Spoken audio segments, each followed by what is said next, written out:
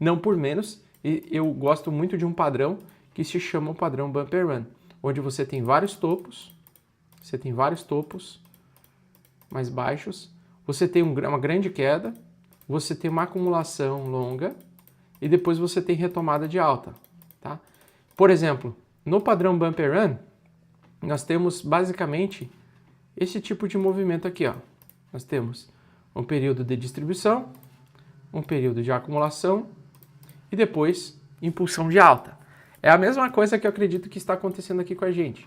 Por quê? Se a gente pega o gráfico do Ethereum, né, o gráfico do Ethereum ele fez exatamente isso, né? Ele fez exatamente isso. Você tem um período de distribuição, você agora tem provavelmente uma lentidão no mercado, um possível reaproximação desse fundo aqui, acho difícil ele perder esse suporte, mas pode acontecer, tá?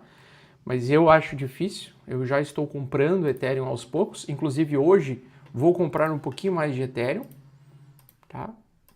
E nessa fase de acumulação é onde eu gosto de acumular. Por quê?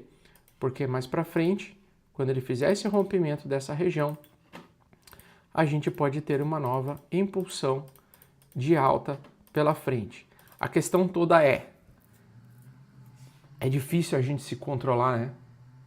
De não querer mexer no capital e seguir prontamente uma estratégia de acumulação aos poucos, né? Não, a gente sempre quer o resultado o mais rápido possível, então é difícil a gente lidar com nossas próprias emoções e é difícil a gente simplesmente ir respeitando uma estratégia muito simples, né? Ou seja, não é todo dia que é um bom dia de compra nesse tipo de situação.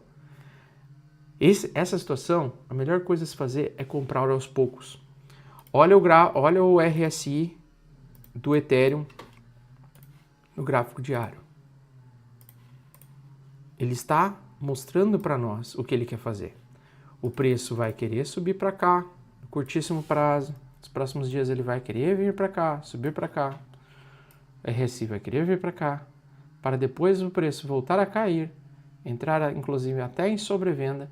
E aí quando a gente romper lá na frente, percebam, ó, lá no final de março, tá?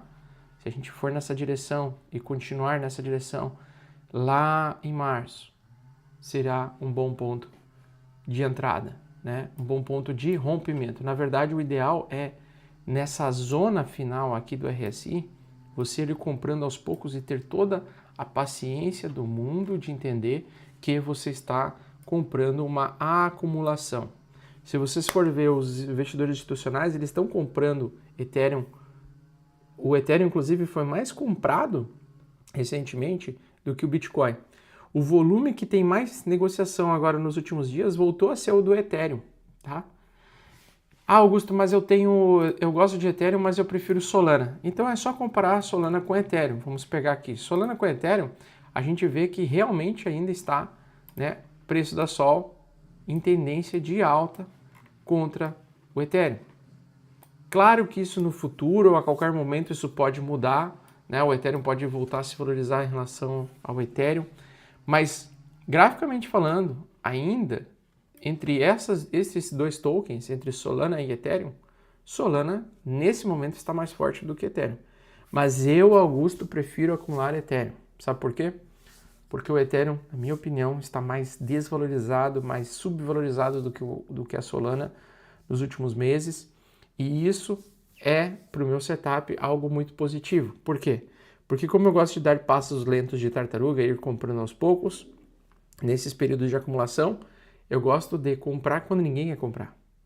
Então, se agora está todo mundo querendo comprar mais Solana do que Ethereum, não tem problema. Se ele está nessa movimentação positiva, tudo bem, tá? Só que eu, Augusto, acredito que o Ethereum está mais subvalorizado e eu acredito que eu possa multiplicar meu capital com mais facilidade em Ethereum do que em Solana para esse ano de 2025.